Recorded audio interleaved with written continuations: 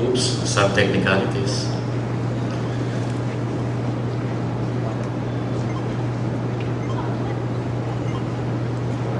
Imagine the world without a single ship transporting goods from one country to another. While we are imagining, I wish to thank the organizers, and most especially to Madam Marisa Oka, for inviting me to be with you here today, and a warm greetings of Mabuhay to everyone. Imagine a world without a single bangka or vinta sailing from one island to another. Unimaginable, isn't it? Without these vessels, there will be very limited means in transporting goods in bulk, commodities, products, livestock or animals, and people. Without ships, barter trade will still be here, but a global trade will be non-existent. We all know from history that in the Middle Ages, vessels or ships have been very useful in discovering new frontiers.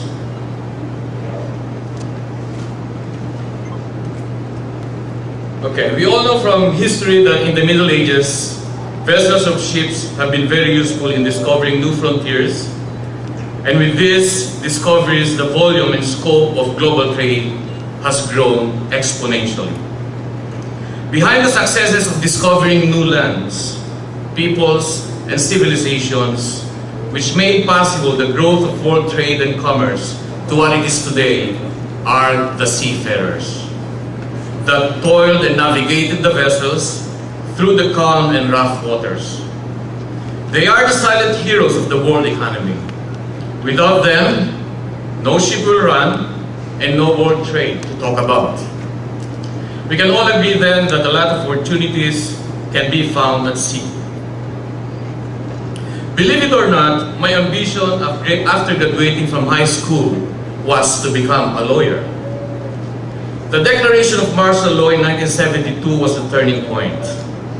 The fear of our instructors then to openly teach political ideologies has prompted me to change course, and upon prodding of my best friend, I entered the Philippine Merchant Marine Academy in 1973 to study marine transportation. There was no turning back. In entering the academy, I had the opportunity to learn the science of navigation, seamanship, astronomy, meteorology, oceanography, and maritime commerce, among others. Most important of all, the regimental training was the one that prepared me physically and mentally for the unknown, the seafarer's journey.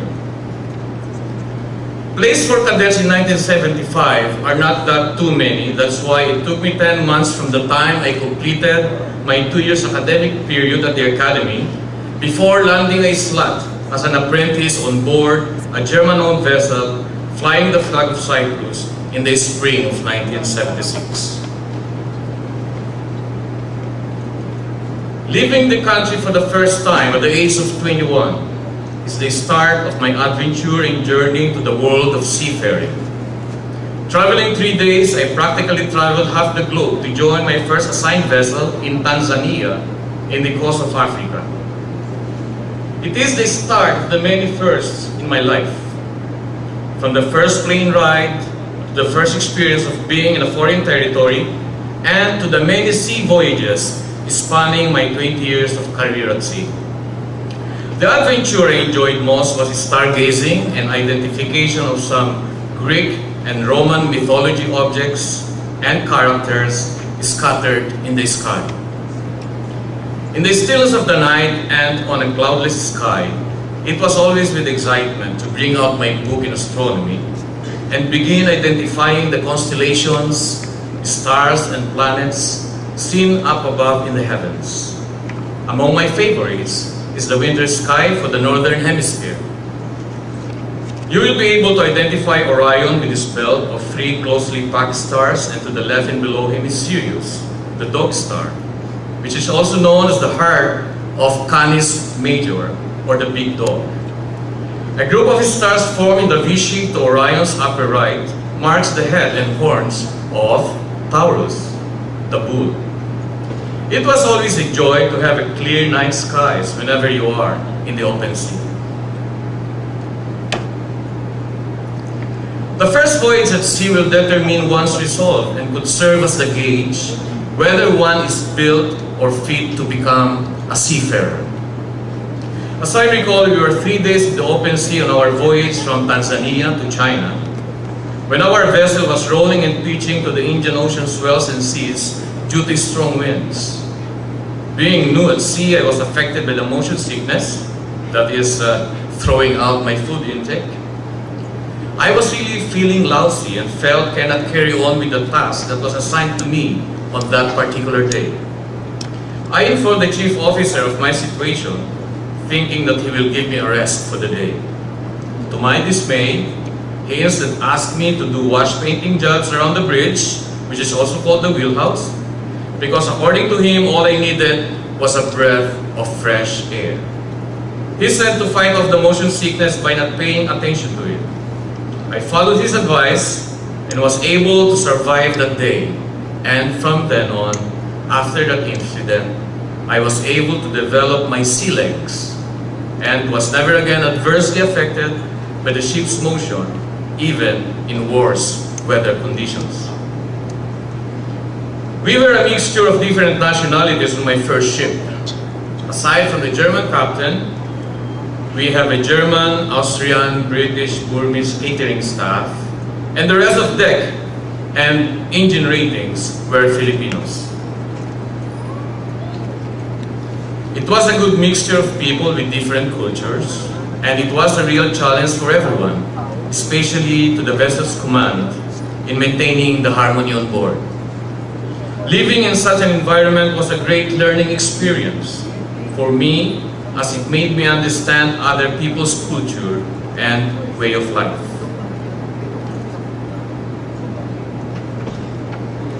Have you seen the movie Perfect Storm? There's yes and there's no. It is an adaptation of the 1997 non-fiction book of the same title by Sebastian Junger about the crew of the Andrea Gale that got caught in the perfect storm of 1991. The perfect storm happened. It was also called the Halloween nor'easter, as it pounded the east coast of the United States and Canada from October 28 to November 1 in 1991. Well, for those who have seen the movie, you all know that nobody from the crew of the Andrea Gale made it to safety as their vessel sank in the middle of the storm. Of all the challenges that a seafarer may encounter, his great respect must be accorded to Mother Nature. When you are out there in the open, you are exposed to the forces of nature.